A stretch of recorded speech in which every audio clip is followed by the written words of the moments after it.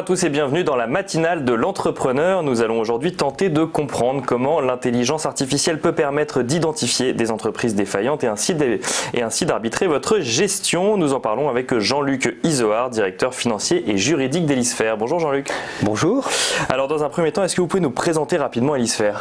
Alors en quelques mots, Elisphère. Elisphère est aujourd'hui l'acteur de référence dans le marché français des informations économiques, légales et financières sur les entreprises françaises et internationales et à destination des entreprises, donc dans le marché B2B. Nous sommes environ un peu plus de 310 collaborateurs en France, répartis sur 3 sites principaux que sont Paris, Tours et Lyon. Et nous avons réalisé en 2019 un chiffre d'affaires de 52,2 millions d'euros en croissance de 6% par rapport à 2018. Et alors donc l'activité d'Elisphère, c'est d'avoir de la donnée finalement sur les entreprises que vous mettez ensuite à disposition des entreprises.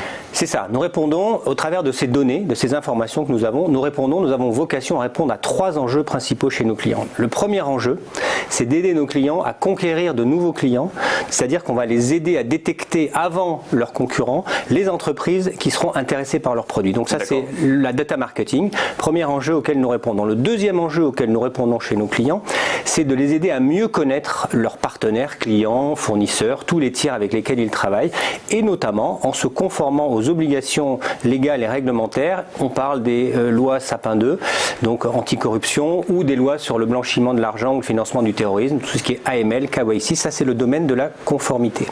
Troisième enjeu auquel nous répondons chez nos clients, c'est celui de les aider à gérer leurs risques en sécurisant leurs relations avec les tiers, c'est-à-dire d'avoir une gestion préventive de leurs risques clients et fournisseurs. Voilà, très rapidement. Et alors c'est vous qui arrivez avec la donnée, c'est vous qui avez les informations sur l'entreprise, ensuite les entreprises clientes, entre guillemets, font appel à vous parce que vous avez des données sur ces entreprises et ce qui vous permet de déterminer un scoring, que ce soit un scoring de est-ce que cette entreprise va être intéressée ou non par mes produits ou est-ce que cette entreprise va être ou non défaillante par la suite. C'est exactement ça, hein. Nous avons une expérience centenaire dans la collecte, la gestion, l'analyse et la diffusion de données qualifiées auprès de nos clients.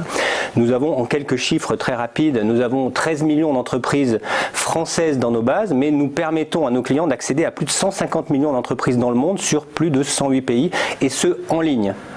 Et nous avons la base de liens. Vous travaillez avec des entreprises à l'étranger qui ont elles aussi des bases ? Absolument. Nous avons, nous sommes évidemment le fournisseur, c'est nous qui collectons l'information sur les entreprises françaises, bien évidemment. Bien mais nous travaillons avec des réseaux, un réseau qui est le réseau BigNet qui nous permet d'avoir des partenaires, des sociétés qui nous ressemblent pour traiter les États-Unis et l'Europe, et nous avons des correspondants étrangers dans le reste du monde qui nous permettent d'avoir des informations sur l'ensemble des sociétés, sur l'ensemble de la planète. Alors avant de parler de l'intelligence artificielle, comme on le disait en introduction, que l'intelligence artificielle fonctionne, il faut des données. Ces données, vous les trouvez où pour faire fonctionner du coup ces modèles ? Alors comme je vous disais, on a plus de 100 ans d'expérience dans le domaine, donc gestion de la donnée, collecte, gestion et diffusion. D'où viennent nos données ? On a 2 grandes sources de données, c'est les données dites publiques et les données privées. Les données publiques, c'est des données qui sont issues d'une part de toutes les obligations légales de dépôt des entreprises, que ce soit à leur création, chaque année elles vont déposer leurs comptes, chaque événement de leur vie va donner lieu à des actes qui vont être déposés dans les greffes des tribunaux de commerce, donc nous recueillons toutes ces informations.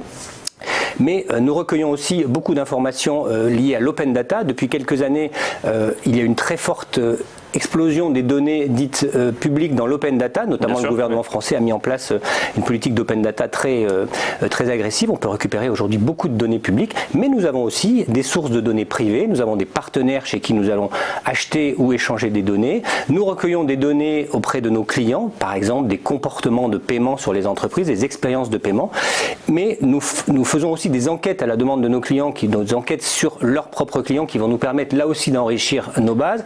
Nous faisons ce qu'on appelle du web crawling ou du scrapping. On va chercher des signaux plus faibles dans le web. On va remonter avec beaucoup de données qu'il va falloir par exemple, nettoyer. Ça peut être des articles d'actualité ou sur des réseaux sociaux. Et nous recueillons bien sûr toutes les données d'articles de presse. Donc on a des bases d'articles de presse. Voilà. On a une énorme masse de données et toute notre tout notre savoir-faire aujourd'hui, c'est de les faire parler, ces données. Et alors justement, pour les faire parler, vous avez fait appel à l'intelligence artificielle. Pourquoi ce choix et qu'est-ce que ça permet de plus que le scoring que vous aviez avant? Alors comment ça fonctionne un scoring? Un scoring, ça fonctionne avec des masses de données. Il faut avoir beaucoup de données, hein. Donc c'est l'or noir de demain, la donnée, hein. Il faut avoir beaucoup de données et puis il faut avoir des algorithmes qui vont, en fonction de ce que sont ces données sur une entreprise, lui dire cette entreprise a un risque de défaut de temps, voilà, sur une échelle de temps. Donc ça, c'est le principe général. Les scores d'ancienne génération, l'algorithme qui va analyser les données est un algorithme programmé. Donc la machine, on va écrire en dur dans la machine, ben voilà, en fonction de tel et tel cas de figure, le score va être celui-là. C'est les scores d'ancienne génération. L'intelligence artificielle, et nous avons fait de très gros investissements au niveau de notre plateforme technologique pour pouvoir abriter ces nouvelles technologies, l'intelligence artificielle va se nourrir de la donnée, mais au départ, la machine, on ne lui donne aucune règle. D'accord. Oui, elle va apprendre toute seule. Ouais. C'est le machine learning. Elle va apprendre toute seule à partir de ces données et savoir évoluer en fonction de l'évolution de ces données. Et donc en fait, vous éduquez une machine à comprendre vos scores, entre guillemets, les scores d'avant, sans lui donner les règles et lui dire, bah ça c'est un score de temps, ça c'est un score de temps, et c'est elle qui va redéterminer par la suite. Comment scorer une entreprise? C'est exactement ça, sauf qu'on ne lui apprend pas. D'accord. Elle va apprendre toute seule. Bien sûr. Oui. À partir des expériences de données qu'elle va trouver dans cette base, et elle va fabriquer ses propres règles. C'est le principe même de l'intelligence artificielle et du machine learning. Et elle va surtout être capable d'évoluer en fonction de l'évolution de la donnée. Ce sont des technologies beaucoup plus coûteuses, beaucoup plus techniques, mais beaucoup plus prédictives et beaucoup plus performantes que les technologies de deuxième génération. C'était ma question du coup. Qu'est-ce que ça va permettre pour l'entreprise cliente par la suite d'avoir un score qui a été créé par une intelligence artificielle et non plus par du programmatique comme vous le disiez juste avant? La prédictibilité qui est supérieure, l'efficacité, la performance qui est beaucoup plus importante. Et ça, c'est déjà mis en place aujourd'hui au sein des entreprises avec qui vous travaillez? Absolument. Le score Elisphère est basé sur ces nouvelles technologies, donc sur cette nouvelle architecture technique et sur ces nouvelles technologies d'intelligence artificielle. Je rajouterai qu'en plus, on peut, avec ces nouvelles technologies, construire des scores personnalisés pour des entreprises qui voudraient avoir des scores sur autre chose qu'une simple prédictibilité de défaillance à un an. Par exemple, je suis un leaser et je veux savoir si mes clients ont la capacité à me rembourser sur 3 ans. Voilà. En fonction des règles métiers d'un client, dans un métier donné, on est capable de construire pour des clients des scores de prédictibilité qui vont être même leur outil d'arbitrage interne et qui vont leur permettre de prendre leurs décisions au quotidien. Parce que, effectivement, on précise juste quand vous parlez de score de défaillance, c'est que ça peut permettre en fait à l'entreprise d'arbitrer si oui ou non on peut faire crédit à son entreprise cliente. C'est la majeure partie de la promesse dans la partie gestion du risque, hein, le domaine de la gestion du risque, hein, je vous ai dit on a trois grandes promesses: la data marketing pour aider nos clients à conquérir de nouveaux clients, la conformité et la gestion du risque. Mais dans la gestion du risque, effectivement, la principale promesse et le principal service qu'on apporte à nos clients, c'est de leur permettre au quotidien d'arbitrer et de décider si oui ou non ils font crédit ou non à telle entreprise en fonction des scores qu'on va leur livrer, de tous les événements qu'on va leur livrer, parce que nos clients qui ont des gros portefeuilles de clients vont les mettre sous surveillance chez nous, donc on va les surveiller et chaque fois quelque chose va évoluer sur ces entreprises, que ce soit un événement de la vie de l'entreprise, que ce soit le score qui va changer, tout événement va être communiqué à notre client et à chaque fois qu'il va arbitrer, il aura toutes ces informations. Il peut faire soit de l'arbitrage automatique, soit de l'arbitrage en fonction des informations qu'on lui donne. Et alors quand vous allez voir une entreprise et que vous leur proposez un scoring basé sur l'intelligence artificielle pour quelque chose aussi sensible finalement que de savoir s'ils vont être payés et quand est-ce qu'ils vont être payés, c'est plutôt vu comme une innovation nécessaire ou comme une crainte encore vis-à-vis de vos clients? Moi, je pense que c'est vu comme une innovation nécessaire parce qu'elle est déjà beaucoup plus performante. Très clairement, on s'inscrit dans l'ensemble de l'économie dans cette dynamique-là. Et notre métier n'y fait pas exception. Donc c'est non seulement une innovation nécessaire, mais elle apporte réellement une performance supérieure.